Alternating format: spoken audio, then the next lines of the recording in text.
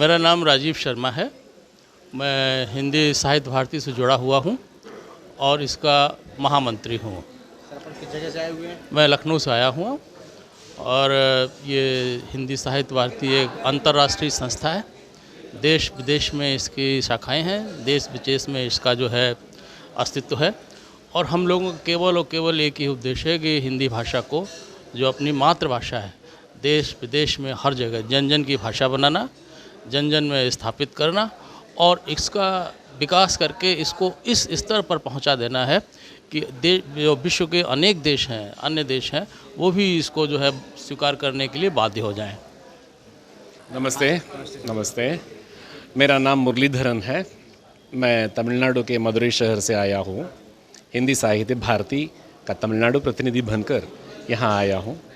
बहुत अच्छा कार्यक्रम है। 2 दिन का ये अंतर्राष्ट्रीय, केंद्रीय एवं अंतर्राष्ट्रीय कार्यकारिणी समिति का कार्यक्रम है ये। गत 2 सालों में जो कोरोना से पीड़ित बहुत बड़ा समय था, उस समय पर हमने ये ऑनलाइन में ये शुरू किया था। इतना अच्छा इसका इतनी प्रसिद्धि है इसकी कि लगभग 35-40 विदेशों से भी यहाँ अध्यक्ष, महामंत्री वगैरह आए हुए हैं। हम अभी तक हमने जो कार्य किया है उसके बारे में हमारी बातचीत हो रही है। आगे क्या होना है इसके बारे में भी योजना है। इन सभी विषयों के बारे में चर्चा करने के लिए एवं उससे कुछ लाभदायक होना चाहिए सबको, यानी कि हिंदी को बढ़ावा मिलना चाहिए और हिंदी की उन्नति के लिए और पूरे विश्व में हिंदी को फैलाने का जो कार्यक्रम है ये हमारा चल रहा है। மதுரை தமிழ்நாட்டில் மீனாட்சி அம்மனுடைய கோவில் இருக்கக்கூடிய ரொம்ப பிரசித்தமான அந்த மதுரை நகரத்துலேருந்து வந்திருக்கக்கூடிய முரளிதரன் அப்படிங்கிற செயற்குழு உறுப்பினர் நான். இன்றைய இந்த நிகழ்ச்சி ஹிந்தி சாகித்ய பாரதியுடைய இந்த 2 நாள் அரங்கமானது, பயிலரங்கமானது, இதுவரைக்கும் நம்முடைய செயல்பாடுகள் எப்படி இருந்தது, இனிமேல் எப்படி நம்முடைய செயல்பாடுகள் இருக்கணும் அப்படிங்கிறத பற்றி பேசக்கூடிய ஒரு அற்புதமான நிகழ்வு இது. கொரோனா காலத்தில் இந்த 2.5 வருஷமாக ரொம்பவுமே எல்லோரும் கஷ்டப்பட்டு இருந்திருக்கோம். அந்த ஒரு சூழலில் ஆன்லைனில் இந்த மாதிரி ஒரு நிகழ்ச்சி ஆரம்பித்து உலகம் முழுக்க கிட்டத்தட்ட 35-40 நாடுகள்லேருந்து இதற்கு பிரதிநிதிகள் வந்திருக்காங்க, அதனுடைய தலைவர்கள், செயலாளர்கள் அப்படிங்கிற மாதிரி. அதே போல் நம்ம நாட்டில், நம்ம பாரதத்திலேருந்து இருக்கக்கூடிய எல்லா மாநிலங்கள்லேருந்துமே இதனுடைய தலைவர்களும் செயலர்களும் இங்கே வந்திருக்கோம். ரொம்ப ஒரு அற்புதமான நிகழ்வு. ஹிந்தியை உலகம் முழுக்க பரப்பணும் அப்படிங்கிற ஒரு உன்னதமான ஒரு காரியத்தில் நம்ம ஈடுபட்டிருக்கோம். ரொம்ப அற்புதமான நிகழ்வு. நன்றி. मैं डॉक्टर मोतीलाल गुप्ता, मुंबई से। मैं वैश्विक हिंदी सम्मेलन का निदेशक भी हूँ और इस सम्मेलन का जो उद्देश्य है वो है हिंदी को प्रतिष्ठित करना। और मैं समझ लेना चाहिए कि हिंदी बहुत तेज़ी से, न केवल हिंदी, तमाम भारतीय भाषाएं तेज़ी से ख़त्म होती जा रही हैं। जब तक हिंदी को शिक्षा, रोज़गार की भाषा, व्यवहार और व्यापार की भाषा नहीं बनाया जाएगा तो कुछ होगा नहीं। केवल कहानी, कविता से हिंदी नहीं बढ़ सकती है।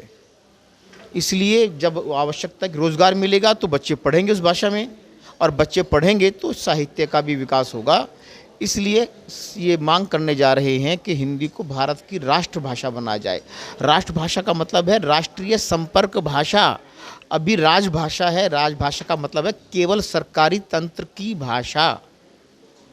अगर कोई जानकारी मुझे आपको देनी है तो मेरे लिए कोई ज़रूरी नहीं कि मैं हिंदी में दूं। राज्यों के बीच में होना है कि हिंदी में दिया जाए, कोई ज़रूरी नहीं है। इसलिए संपर्क भाषा की जगह, राष्ट्रभाषा की जगह अंग्रेजी ने ले ली है।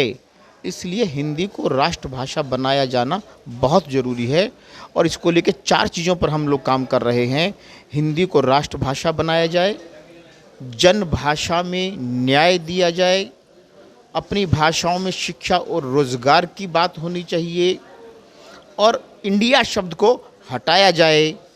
हमारा देश हजारों साल से सिंधु घाटी की सभ्यता के समय से भारत है, इसे केवल और केवल भारत बनाया जाए। इस अभियान को लेकर हम काम कर रहे हैं।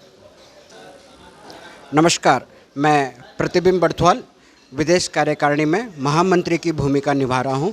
हिंदी साहित्य भारती के उद्देश्यों की पूर्ति के लिए हम विदेशों में जो कार्य कर रहे हैं संगठन की दृष्टि से हम उसको आगे बढ़ाने का प्रयास कर रहे हैं। आज कार्य समिति की बैठक में मैं दिल्ली से उपस्थित हूँ, लेकिन मैं विदेशों में 34 साल रहने के बाद हिंदी के प्रति अपना प्रेम आज इस संस्था के माध्यम से जन जन तक पहुँचाना चाहता हूँ। धन्यवाद। मैं गोपाल माहेश्वरी इंदौर मध्य प्रदेश से आया हूँ। देवपुत्र पत्रिका में संपादक ऐसा मेरा दायित्व है। हिंदी साहित्य भारती के माध्यम से और पूरे देश भर में हिंदी को राष्ट्रभाषा बनाने के लिए एक जो बड़ा अभियान छेड़ा हुआ है और उसी के साथ ही हिंदी के लिए बहुत सकारात्मक सृजन हो, राष्ट्रवादी सृजन हो, इस दृष्टि से हिंदी साहित्य भारती का यह उपक्रम अपने आप में एक युग निर्माण करने वाली नई प्रक्रिया होगी।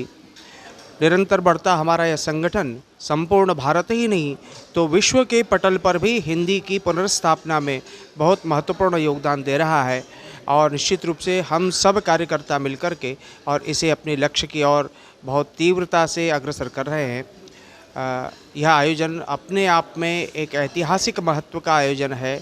इसका मूल्यांकन आने वाली पीढ़ियां निश्चित रूप से बहुत हर्षित रूप में करेगी, ऐसा मुझे प्रतीत होता है। वेदांत भक्ति चैनल ने और आज इस साक्षात्कार के माध्यम से हमारी बात कुछ व्यक्त करने का अवसर दिया, इसके लिए हम बहुत बहुत उनके प्रति कृतज्ञ हैं, आभारी हैं। मैं प्रोफेसर अजीत कुमार सिंह, प्रदेश महामंत्री बिहार प्रदेश, हिंदी साहित्य भारती का यह 2 दिवसीय कार्यक्रम जो कार्यकारिणी समिति की बैठक के रूप में है, इसका आयोजन बड़ा ही बहुत ही अच्छा हुआ है और हम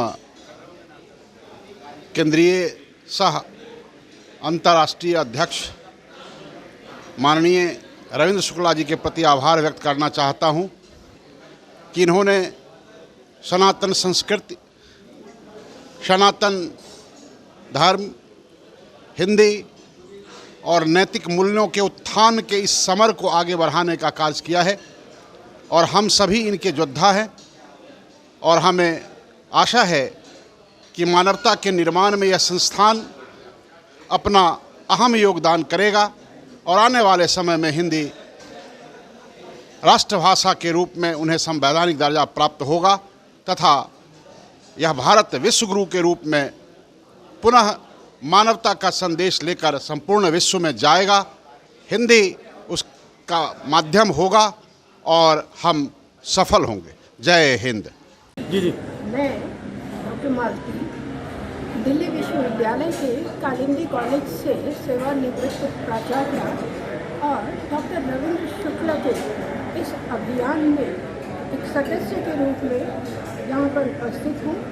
बहुत अच्छा लग रहा है कि डॉक्टर रविंद्र शुक्ल ने देश की पहचान को समृद्ध, संपन्न और एक वैश्विक आयाम देने की दृष्टि से ये अभियान शुरू किया है।